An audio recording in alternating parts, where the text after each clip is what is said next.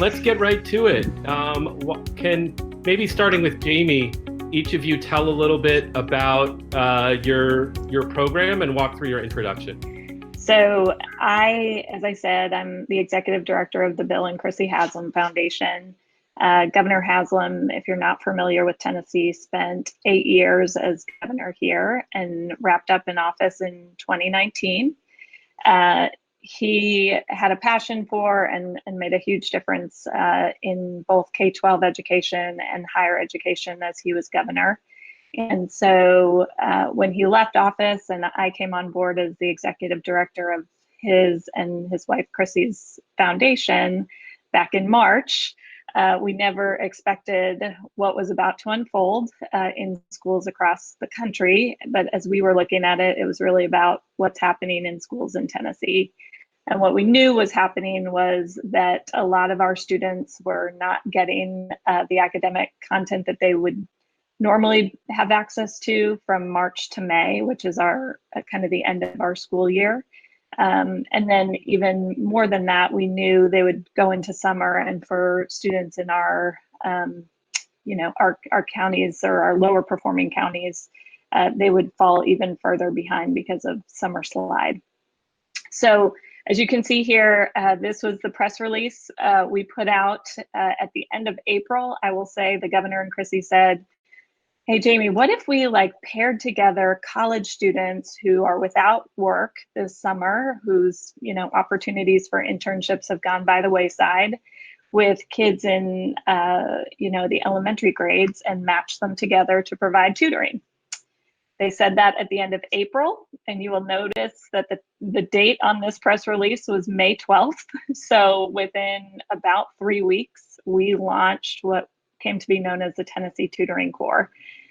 It was an ambitious attempt to provide academic instruction to students across our state.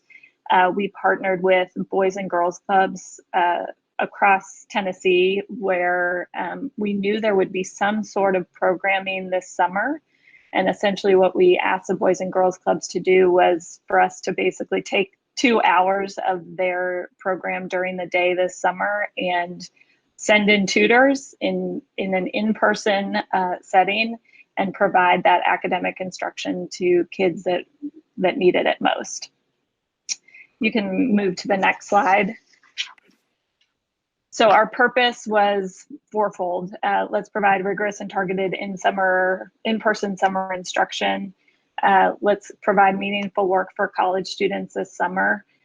Paying them $1,000 for about 7 to 8 weeks of tutoring for about 10 to 12 hours each week. And the tutors would be paired with between 2 to 5 students in K through 6. The other key goal of this was to raise awareness about what summer slide is, that it disproportionately affects vulnerable students in our state. And then also to see this summer, this past summer, if we could create something that would be worth replicating going forward. So I'll just give you a quick snapshot, which is here was kind of the breakdown in roles. If you're thinking about doing this for your state or your district, I've talked to a lot of folks across the country. Our role at the foundation was let's recruit the tutors. Let's get the word out about this opportunity.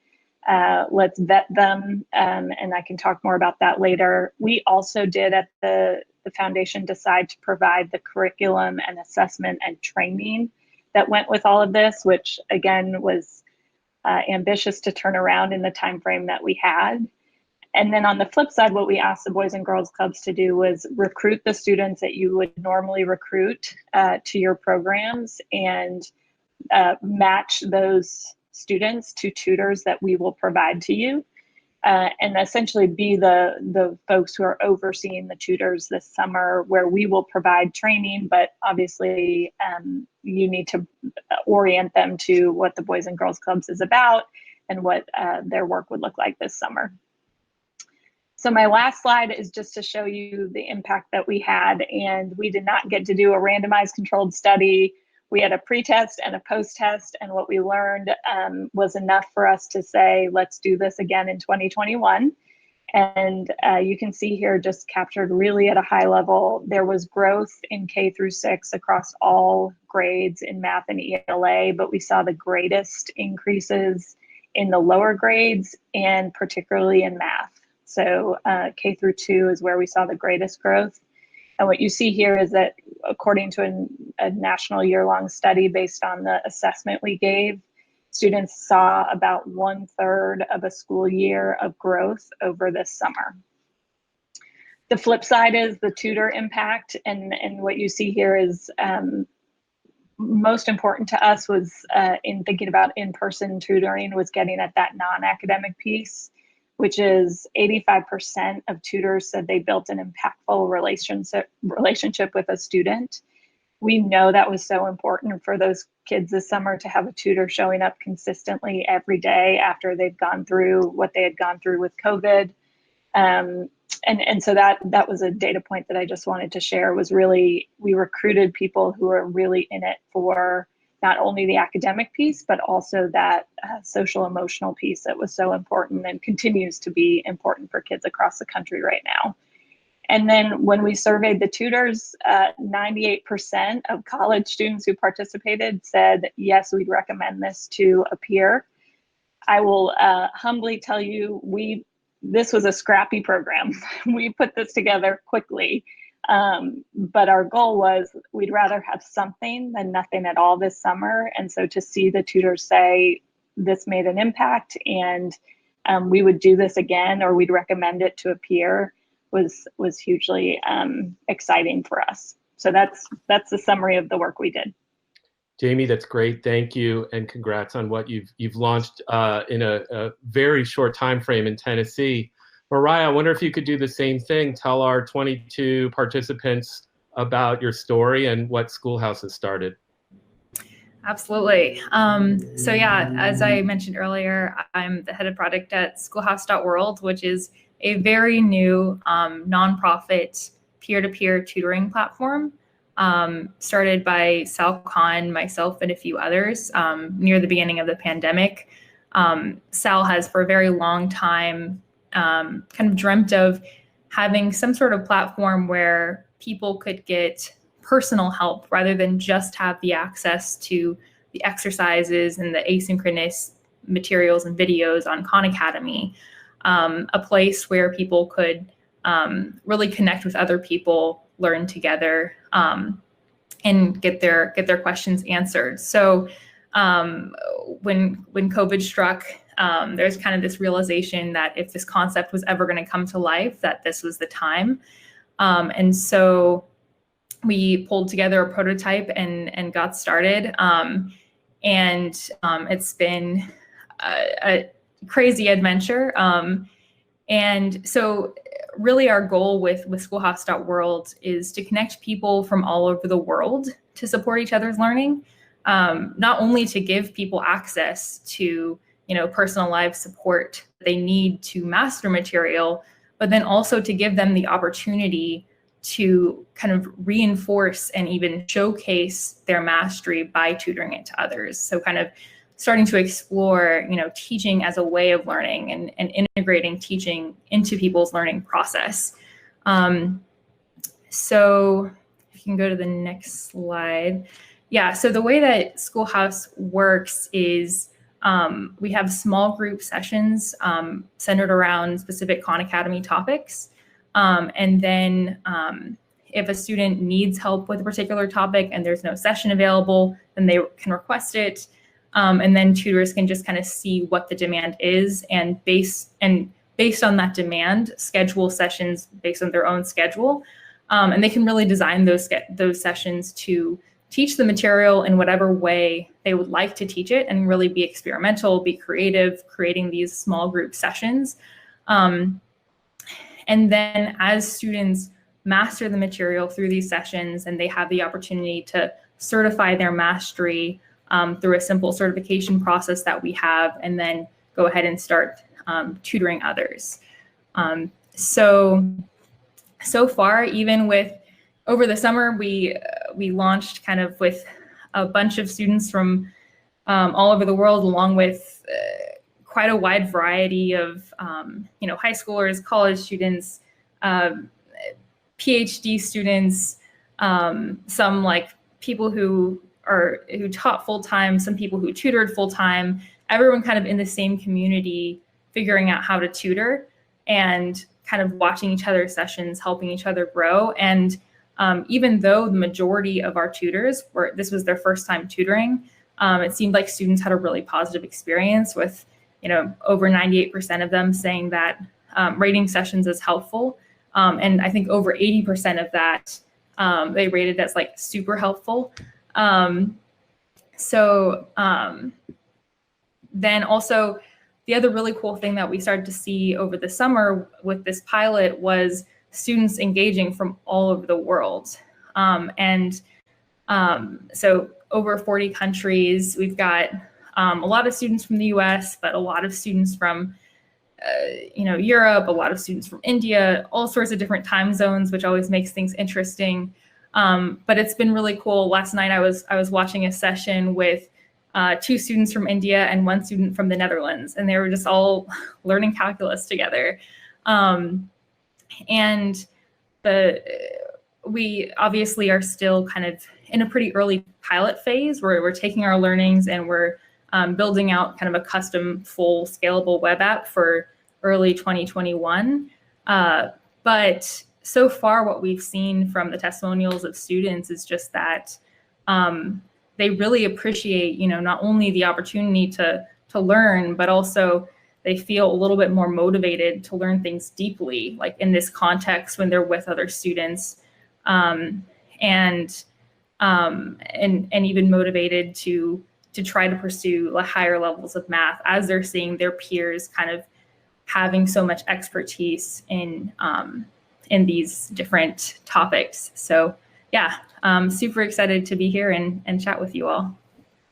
Great, thanks, Mariah. Great story, interesting startup. And Alan, let's get to you. I think Jayme and Mariah are in startup mode. You've been at this for more than 10 years. Tell us the Saga story. The Saga, in fact. Yes, so, yes, I guess 16 years now. So there's a picture behind me, if you can see my screen, and that's Fast Company magazine, which called us one of the top 5 most innovative educational companies in the world last year. The innovation we have is pretty simple. We put tutoring as part of the regular school day. Put it as a class on kids' schedule so that it becomes part of the regular diet of what a public education should provide for kids. We've been doing this since 2004 at the Match Charter School in Boston, and since 2010 in Houston, 2011 in a city under receivership in Massachusetts called Lawrence, Stamford, Connecticut. Now we're in Chicago, DC, New York City, and Broward County. And that innovation is put it as part of the day. It's harder than it sounds, right? Where do you find the time in the day is one question. We tend to specialize in high school math, 9th grade algebra. So typically a school that may have a double block of math gives us one of the pieces of that time for kids throughout the day. Other schools, kids have an elective period assigned, and instead of that, they get this tutoring. And some schools have cobbled together minutes from minutes that weren't effectively used to cobble together periods throughout the day for kids to do this. And Saga's had 6 randomized control trials, so people have started to cite our evidence. The evidence is that if done well, we can expect a year to 2.5 years of academic gain for a year of tutoring in a school. So if a student has it on the schedule, 1 period a day for the school year, or maybe some schools every other day, a year to 2.5 years of gain. And for kids who come to 9th grade in American schools, 3 years behind grade level, which is the truth about American public schools. For Black and brown kids, low-income kids in America coming to 9th grade, the average student is arriving at grade 9 3 years behind grade level, and some are many more years behind.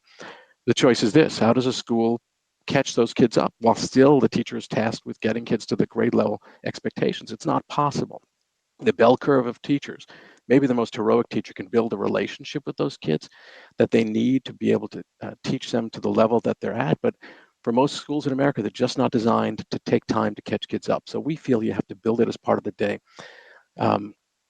A lot of tutoring programs occur after school. I honor Jayme for starting the thing so quickly in the summer, Mariah for doing it virtually. A lot of after-school programs have the greatest intentions, but a lot of after-school programs are an after-school afterthought. If you build it as part of the day, you get the value of the culture of the school, the schedule of the school, We actually have find that kids change the culture of the school by being in tutoring. They start to feel more confident. They go back to their regular class saying, I can answer that question, where before, without getting help on some of the basics and prerequisites, they would be disengaged and deflect. And the research in America over the last 50 years shows that most of the kids who drop out in high school in America drop out for academic failure. The number one class they fail is Algebra 1.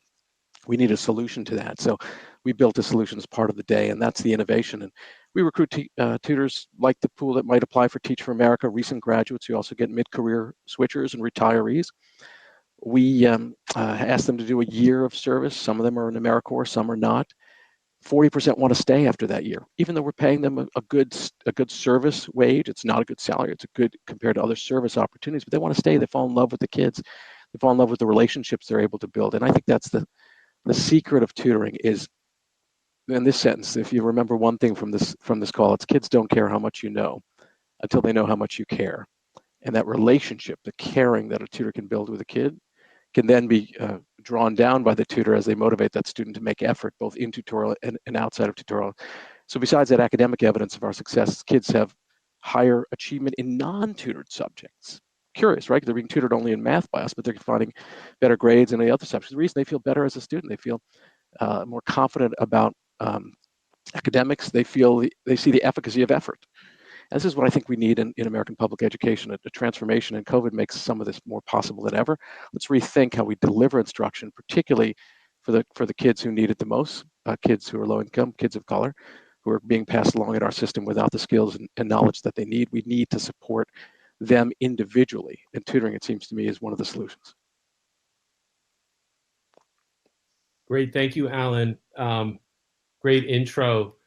I suspect that a number of the participants, if they're tuning into this session, are thinking of something like, hey, we may be trying to roll out or introduce some type of tutoring program. And so, among the three of you, there's recent college grads, there's current college students, there's peers, there's different ways to get the tutors.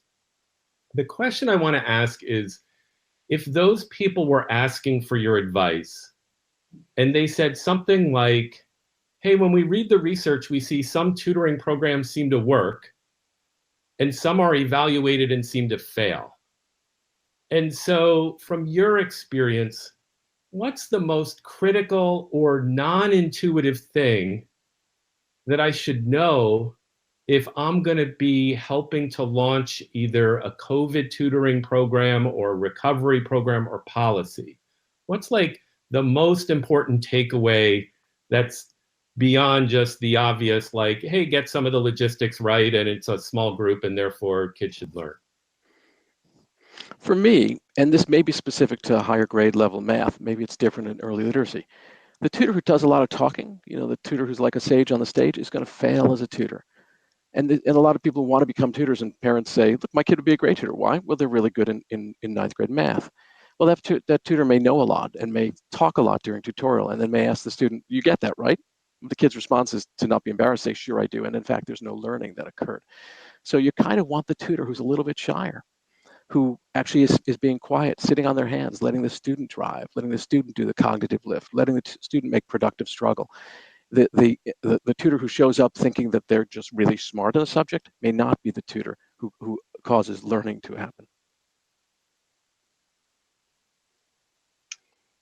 I'll kind of go off what Alan was saying, which is relationships matter, and relationships matter especially between young children or high school kids and an adult.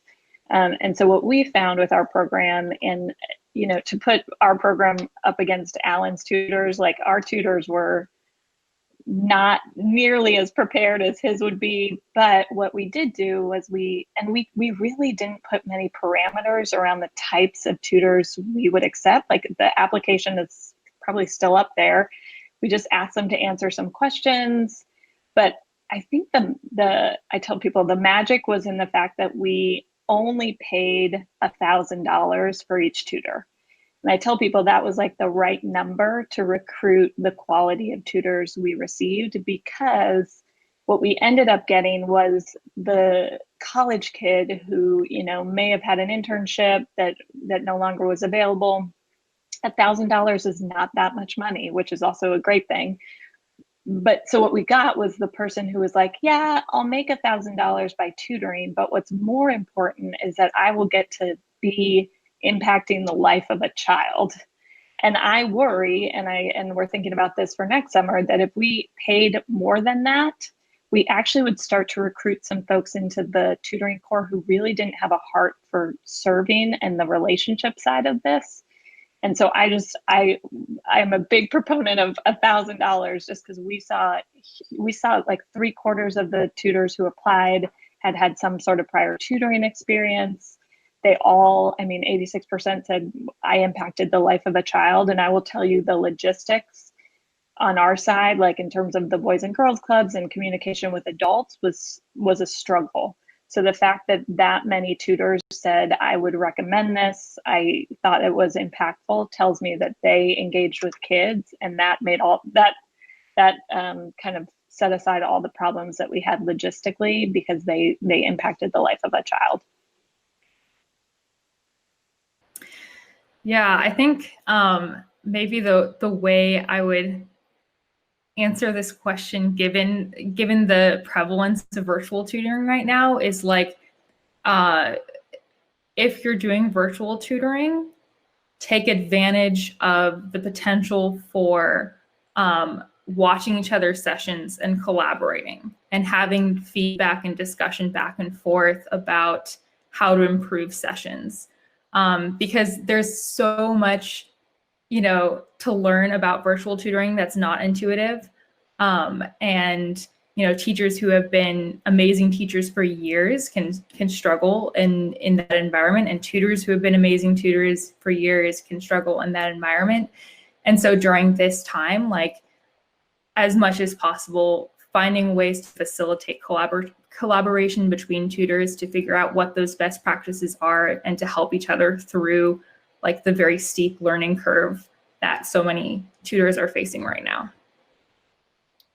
That's great. Just to recap, because I think it sets up the next question. So Alan described a non-intuitive thing as it's very possible for a tutor to be an over-explainer. And we can all easily identify, oh yeah, like the person who just keeps explaining and it's not the student who's really doing the work. And Jayme, you hit the relationships piece, and that there's this kind of Goldilocks just right approach to compensation where you're trying to pull in people who care. And in your case, $1,000 became kind of the right number that allowed you to get the right college students that aren't just in it for the money. And therefore they're more inclined to care about building the relationship, which is such a key part of the program. And then Mariah, you make an interesting point.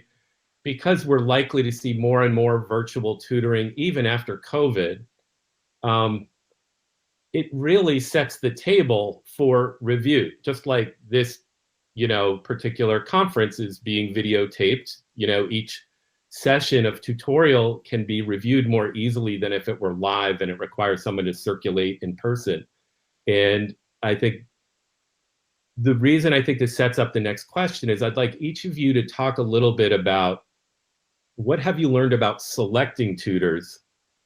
And so, for example, Alan, I'm sure part of your screen includes, I don't want an over-explainer. And Mariah, you're thinking about, I don't want a tutor who's uncomfortable with feedback because that's part of our competitive advantage. And Jayme, you're thinking, I've got to find a way to indicate if this applicant is really going to be effective at building a relationship. Even if that's their intent, will they be able to connect with one of the kids in your Boys and Girls Club? So if you could each share, zoom out for a second, how do you recruit and then choose your tutors?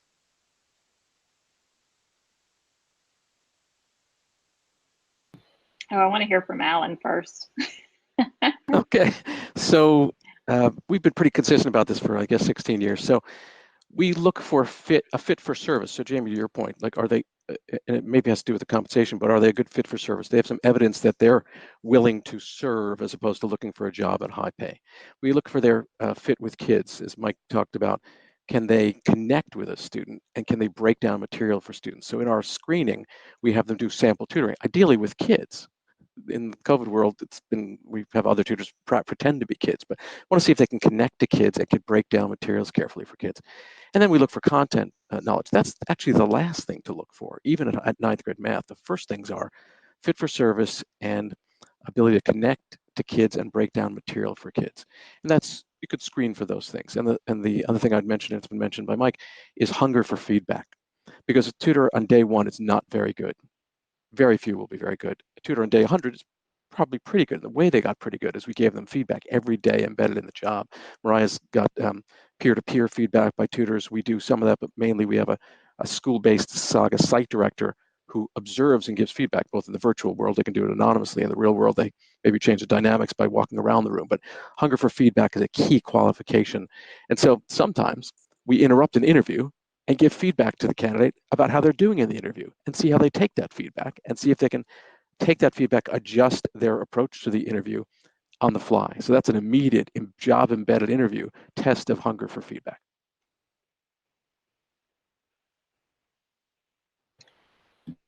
So with our program, I'll just be very honest that we had to kind of cast a wide net. And that's because we had 3 weeks to recruit over 1,000 tutors. That was our goal, was to place 1,000 tutors. So really our concern was more, will we get enough applications? And so we, again, like our application was, you have to be a college student. You have to have at least finished your first year of undergrad. The other requirement was that you live in Tennessee and be able to commute to the location that we would assign you to. And then the only other requirement was you would have to pass a background check.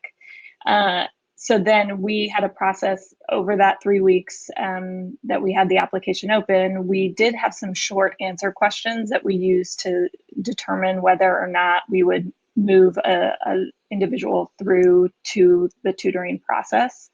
But the questions were mainly around, like, why do you want to tutor? What's been your experience in education? Of the 1,200 applications we got in 3 weeks' time, 60% of the people who applied to be a tutor were already considering being involved in education. We're considering a role in education in some form or fashion. And then of the ones we selected, as I said, 75% had some sort of prior tutoring experience. So it kind of, in many ways, we did less around setting the parameters on the front end, and we saw a certain, as I was indicating before, a certain type of college student came forward to say, yes, I want to be part of this opportunity, and I want to do it because I care about maybe education, maybe the $1,000, but really I care about being part of, we called it a core for a reason. The idea you're part of something larger in probably one of the most unique times in our country, where you are going to be able to give back to the community in which you live. And so we saw in many ways a self-selection process happen. Yeah, I think we had a pretty similar experience with the first pilot at Schoolhouse. Our initial round of tutors was mostly folks who were following SalCon on like Instagram or Twitter or something. So there are people who are really interested in education already, and yeah, a huge number of amazing high schoolers who were following SalCon and wanted to get involved. So I think in our initial applications, we just looked for tutoring experience. If they didn't have it, then they would, share some sort of video with us of them like explaining a concept. But moving forward, we'd really like to kind of shift our model to really be open to anyone. Like, as long as you have the basic language skills that you need, and you can do the work to show that you've mastered the content, then we would support you as a community to learn what you need to learn to tutor. That's kind of what we're striving for in this next iteration of Schoolhouse. And an interesting dynamic at play for us is that tutoring is not like you pair a student with a tutor and they work together permanently. It can work like that if the student decides to follow a tutor and continue going to their sessions. But fundamentally, the sessions are designed to be one-off sessions. So a student can just jump from tutor to tutor until they find someone that resonates with them, which allows tutors to kind of get a lot more feedback. And, you know, if they're not getting a lot of students, then they can go watch the sessions of tutors who are getting a lot of students and try to learn from them. So right now that's kind of where we're trying to move, like figuring out kind of mechanisms to make it possible for most anyone to become a tutor. And it's very aspirational, but that's kind of our current goal. Mike, that's an interesting point. I just have to weigh in on a little bit. There's a balance here. There's an urgency across this country and world to get educational supports for kids. I get that. It has to be met in some way. There's also the idea that, you know, the concept anybody can be a teacher, teachers would resent. And, you know, I say the same about tutors. It's not that everybody can be a tutor. I love some of the structures Mariah put in place, tutors coaching each other. But the tutoring field should be a professional field, just like the teaching field. It's a couple degrees different from being a teacher. I acknowledge that, especially tutors a full year tutor like our model. They don't have to write their own curriculum and assessments. They don't manage 5 classes of 25, right? So it's a couple degrees easier, but it's still what should be considered a profession, a profession that people go into for either the short or long term. And ideally, we'd like to balance the sense of urgency with making sure that both the screening and selection and support for tutors focuses on those things that are key that I think we've all talked about. Can this person connect with kids? Do they show a caring for kids? And we can coach them up on the content knowledge, but you can't turn somebody into somebody who can connect with kids, who can't connect with kids to someone who can. I don't think we can do that. Or can break down material versus can't break down material. So I'm looking at a balance here between urgency and trying to lift the quality of what we're going to deliver here, even at a time when the pressure is to deliver quantity. Alan, thank you. Thank you for that little bonus thought. I want to ask the three of you about scale. Both of the questions that have been put into the chat deal with different parts of scale. And there's some talk about a national tutoring core. And so you end up with this very loosely at a high level. I'll sort of make 2 points and then would like to get each of your reactions. So on one hand, there's pretty good evidence on high dosage tutoring. High dosage tutoring in those studies is sort of, it separates out business as usual, regular old fashioned tutoring. So there's a distinction that we probably won't get into too much in this session, but there's a new meta study and it says, wow, tutoring really helps kids if it's done in the following way, blah, blah, blah. And so that's the good news. The scary news is that everybody who's part of EdPalooza is familiar enough with education policy to know lots of small proven programs have not worked when they've gotten scaled big. And so there's this question of like, if somebody's willing to stipulate that there are a number of great programs like the three of yours that do well, what do you think of the idea of taking them to scale? What do you predict will happen? Is there kind of special sauce in what you do that make you fearful of a big, if there's a Joe Biden giant national tutoring core of tens of thousands of people or hundreds of thousands of work-study college students, or are you optimistic about that? Any thoughts you have for the folks who care about scale? I love that question. Do I have an hour and a half, Mike? If I don't, I can't answer. You have 80 seconds. 80 seconds, I'll take it. So, I'm all in favor of a national service corps. I think AmeriCorps should grow. I think the funding should increase for Title I, so it's additional funds for schools directed in part to this recovery plan, which is tutoring. That said, I think there needs to be a ramp way to give time to make sure that the key things along the way are done. The careful sourcing, selecting, onboarding, training, and supporting of those tutors are going to come into schools. If we do this wrong, we'll do harm, not only to the kids who are served, but to the idea that tutoring could be an important part of the diet of kids in this country in the future. And I think tutoring needs to be an important part of the diet of public education in the future. So I want to make sure this is done well and right while balancing the need for urgency. So yes to a national service corps. Let's make sure that at the touch points, which is sourcing, selecting, onboarding, training, and supporting, that there is technical assistance provided across this country to either the 9,000 tutoring organizations or to the thousands of school districts in this country to make sure they pay attention to some of the key things that have been learned about how to ensure quality at each of those stages. And I think this will get better over time. I agree we should start it, but I think it should be a ramp way up, and expectations in year one should be lower than expectations in year two. And this should not just be a 1 year and then a cliff, but it should be a ramp way towards a sustainable force of tutoring as part of the public education for kids in America. Did I use my 80 seconds, Mike? You did. Yes, you did. Mariah, Jayme, any thoughts on National Tutoring Corps or big scale-ups? Sure. I mean, I think from my perspective, with this idea of the peer-to-peer tutoring, I think if we can, it's going to take time to figure out what mechanisms we need to put into play to make that peer tutoring effective. But the beauty of peer tutoring is that you're kind of leveraging a student's the benefit a student gets from tutoring others, both because it reinforces their learning and because it's something they can put on their college applications and those kind of things. It shows their mastery. You're kind of leveraging that to benefit students who wouldn't normally have access to tutoring. So all of our tutoring on Schoolhouse.world is completely volunteer-based, and so, you know, we obviously have lots of work to do around making sure that the quality remains as we scale. So far, we're the early indications of quality has been good, but I think if we can get those mechanisms right, then the peer-to-peer model could be a potential way for scaling in a very cost-effective manner.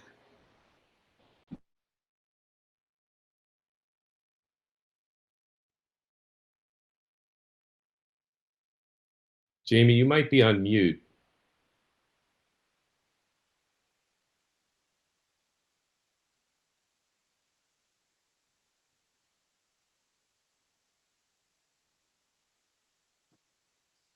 If it doesn't work, Jayme, maybe put your comment in the chat. Can't hear you now. Well, Jayme recovers her audio.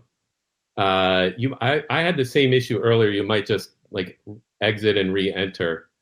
Let me ask, Mariah, I know that you're all volunteer, which sounds free. Let's say you wanted to scale up by 10x. So there has to be like a headquarters that, you know, does some stuff. I wondered, there's a question in the comments about cost. If you were going to get a lot bigger and you had to try to put an estimate on what it would cost you to generate an hour of tutoring, including recruiting the people and training them and some kind of HQ staff, it'd be great to share anything you think about cost at scale. And then Alan, I'd like to get the same question from you with your paid tutoring core. Sure. So yeah, we are actually volunteer-based not only for our tutors, but for our implementation team as well. Aside from a very small core team of full-time people working on like the product. So really what we're trying to do is create a platform that is somewhat self-regulating. So the certification process is actually, it's peer-to-peer. So a student will record themselves completing a unit on Khan Academy while talking through their logic out loud.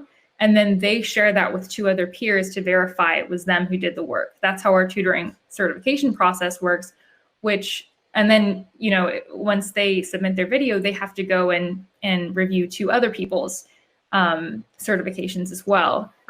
So what we're trying to do is design mechanisms that scale, and then the only cost is supplying the platform and improving the platform. And so with those costs, it's very, very cost effective. Even there's many like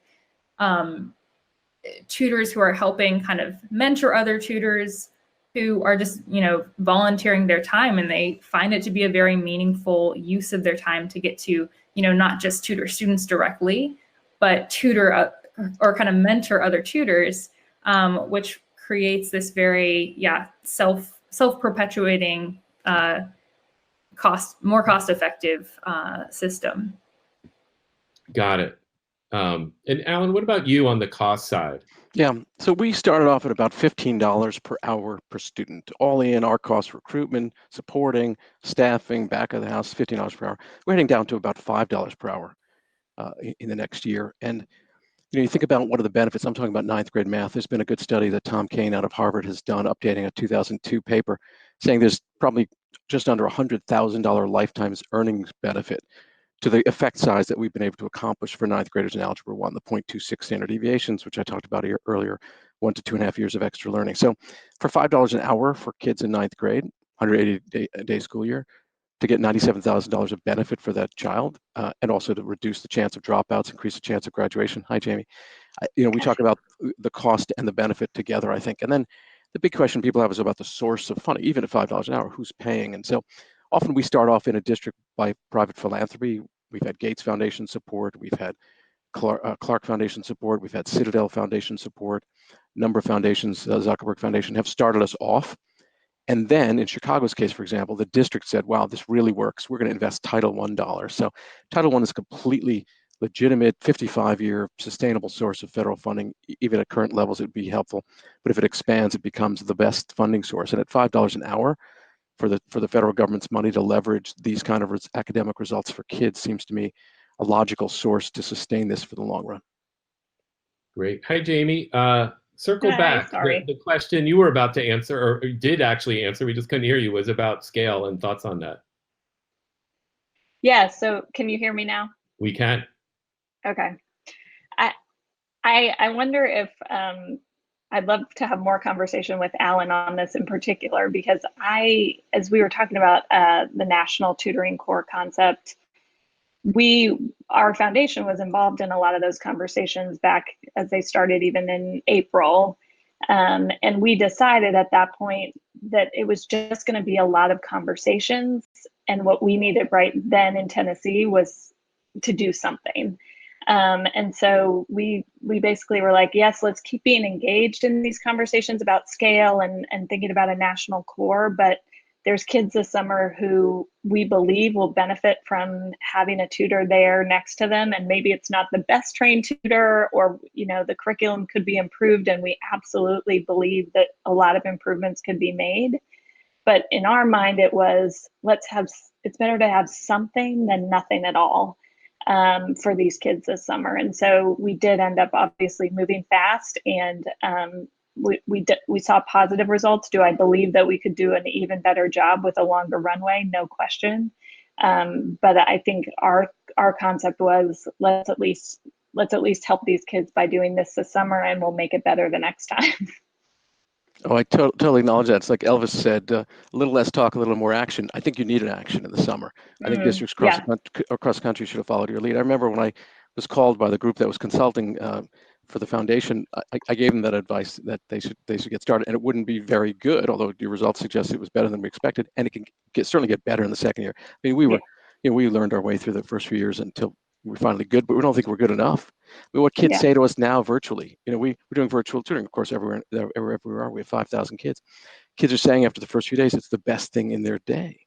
And that's good news, and it's also sad news. Because if the tutoring they say is the best thing in the day that we think is not very good yet, because they're not putting on their cameras, so we can't build relations, and our rookie tutors just in the second month, but compared to what else they're getting from education, if this is the best, it's still like better than, it's still helpful to have, Jayme, like you say, but man, we got a long way to grow.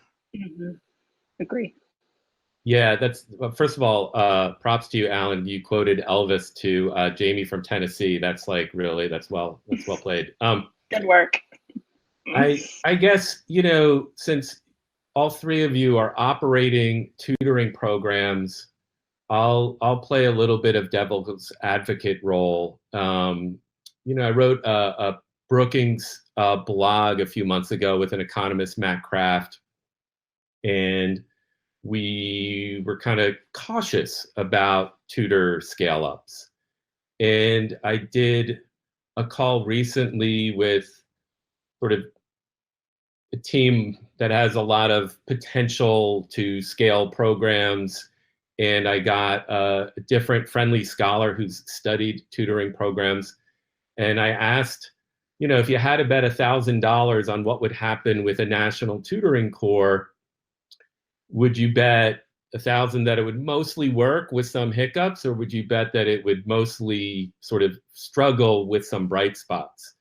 And he said, I'd bet $1 million it would fail. And so this is like prominent person, private conversation. I don't want to like, you know, get it, but I just sort of want to put out the idea. My own interaction with Alan, I don't know, Mariah and Jayme, your programs, but I know the amount of care and detail that his team puts into everything.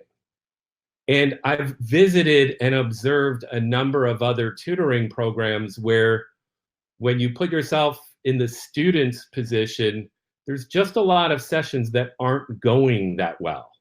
Like the kids are disinterested, or the tutor is maybe well-intentioned, but just not doing a good job. And so I guess I want to ask the group about, even if you're optimistic about scale-up ideas, what would be your biggest fear? What is the biggest area where scale-ups can go wrong with different types of tutoring?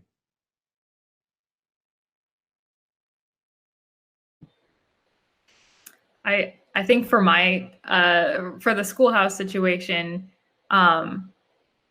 personally, my biggest concern is more just getting the safety completely right, because the worst case scenario when students are choosing to join just one session is that they drop the session early because it's not interesting. So that's the worst case learning scenario. They're not getting anything out of it. They don't come back. But they went to it voluntarily. They're not going to end up wasting their time necessarily. But what would be bad is, yeah, anything that in which the student is not safe. So with Schoolhouse, that's been one of the biggest things, is just like making sure that there's appropriate monitoring of every session, so that as we scale, the worst case scenario is that a student joins a session and feels like they're not connecting with the tutor and they leave. I think that's right. I think, you know, tutors would come to this work, assuming they're paid the right amount, and Jayme can figure that out, with service in mind. That's good. They're not looking for a high-paid job, service in mind. But the worry is, through cultural incompetence, through negligence, through omission more than commission, they may say something that just explodes. And, you know, that takes screening and training. So I talk about sourcing, selecting, onboarding, training, supporting. We need careful sourcing and careful selecting, and then careful monitoring over time. I think that would be the piece I'd invest in to protect that $1 million gamble, Mike. I'd invest that $1 million in those aspects of it to try to ensure against that. And that said, some mistakes will happen. They happen in teachers' classrooms too. So I think we have to expect this will be no better than the norm, but we ought to put in elements that protect on the sourcing, on the selecting, and on the monitoring. I would second everything that they have said. That was certainly a real concern, especially as we had COVID surges this summer in some of our cities and had to think about putting students in a virtual setting. And that was first and foremost, was really thinking about the protection of the student and how do you make sure that they are safe. That's great. Thank you for that. Let me just shift it a little bit and talk briefly about curriculum. We have about 8 minutes left in our session. Loosely speaking, with tutoring, you can either kind of, you know, help a kid with a fixed curriculum that you're going to kind of sequentially take them through, or you can more opportunistically help them with what either the kid is saying they're needing or your diagnostics are saying that they need or something like that. Can each of you just describe what's, from a curriculum point of view, what do you do and how did you decide to do that particular thing? Yeah, I'll start that. So again, we have a year-long relationship with the kid because we're built it as a class period in their day. So it's very different, I think, from others. And so for grade 9 math, we have our own scope and sequence, which is modular. So we're trying to support what the teacher's providing in the class a couple days behind. We don't want to go ahead of the teacher. We don't want to trail the teacher too much. We want to come behind. The thing is, as you realize, as I said, the kids coming to 9th grade 3 years behind, difficulty with adding 3 plus -2, not to mention ratios, fractions, proportions, and decimals. So we embed those basic and prerequisite skills in the grade level curriculum. If you try to just drill on basic skills for months and months to try to get kids caught up, they're still failing the class and they're coming back to saying, Miss, you're not helping me. So we got to embed the basic and prerequisite skills into the grade level curriculum. That was a real learning that was very important, I think, for us to have. And so we have our own curriculum. People say, well, why don't you take curriculum off the shelf? Well, tutors are not trained teachers. They can't anticipate the misconceptions kids are going to have around specific areas of content. We give them the curriculum that anticipates the misconceptions and gives them strategies and activities for kids who are lower, medium, or higher skilled around that area, because tutors need to have their hands held here. They're not coming as trained educators. We're not pretending they are. What they are relationship builders who could deliver a curriculum and lessons that others have prepared for them and use the relationship to motivate the student to make effort inside the tutorial and outside. That's the theory of change here. Yeah, this is an area for great growth as we look to 2021 and the Tennessee Tutoring Corps, because we provided grade level curriculum for the students and the tutors. So if you were a rising 3rd grader, regardless of what your pretest said, you were working through the rising 3rd grade content and standards aligned with that grade. Now, the problem was, to what Alan said, we did not provide training on kind of the we did quick training on remediation, but it was not to the level that we would need with our tutors to teach them how do you keep the expectation there of this is what a 3rd grader should know and be able to do, but work up to that as a tutor, knowing that your students, a lot of them are coming in already a grade, 2 grades behind where they need to be, sometimes 3 grades. So that is a place we're thinking about. How do you support tutors in that, the ability to remediate, but not lower the standards for the students in front of them? Because what we don't want to do is be teaching a rising 3rd grader only 1st grade standards. Yes. Yeah, at Schoolhouse, we just mirror the Khan Academy curriculum. So it makes it really easy for a student to kind of be going through that on their own time, especially if they're catching up on material, and then just join in a session at any point when they need some extra support. That's great. I think we have just time for like a final thought. If you guys each have a parting thought, idea, advice, possibly to share with anybody who's thinking about launching or ramping up, entering the tutoring space, from let's go Jayme, Mariah, and then Alan. Yeah, I think as policymakers, as educators, we can, especially policymakers, that we, and I count myself one of those, we can sit and talk a lot all day about what might work, what best practices are, but what we really tried to do in Tennessee was say, let's go do this. We know we won't put kids in a worse place based on how we're going to set up this program, and hopefully by the end of the summer they've not only learned, but they've also had an adult show up every day consistently to hear them and hear their stories and hear what they're walking through. So in some ways, as a policymaker, I just enjoyed being on the foundation side where we could just go and do it. And yes, we have a lot of improvements to make, but I know we served about 2,000 students this summer in a good way, and I look forward to continuing to make it better going forward. Thank you. Yeah, I think along the same vein, we've been taking a very iterative process, just going for it, trying to help students and finding out how it's going and how students are responding, and then iterating on that. And what we're seeing is just that students need the academic support right now, but they also really need that social support.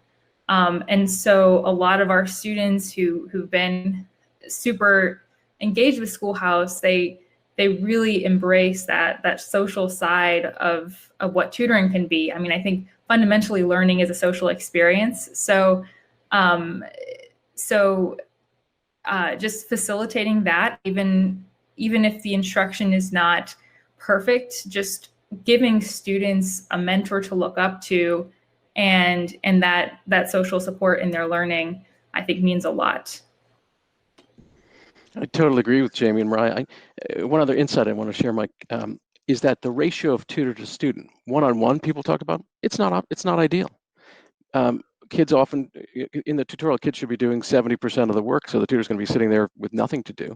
Second reason you want more than one student is that students should talk to each other. And Mariah's concept about peer-to-peer tutoring, well, the students talking to each other about the subject is also a piece of learning. And third, this will reduce the cost. So I think those who want to start this should not look at a one-to-one model from all those perspectives. 1 to 2 is reasonable, 1 to 3 is reasonable. I'm not sure anything more is reasonable for rookie tutors who are not getting enough training, but something in that range makes sense to me. Last thing I'd say is I hope the tutoring expands at some pace that keeps quality. Saga Education is willing to be a partner to help consult to those who want to start it. We'd like to share what we've learned over 16 years. So it's an important time for America to make some real hard thoughts about how to improve public education for poor and low-income kids who are particularly Black and brown. And this, I believe, is part of that solution. Thank you. Thanks, everybody. Jayme, Mariah, Alan, to our participants, thanks for joining. And this brings the session to an end.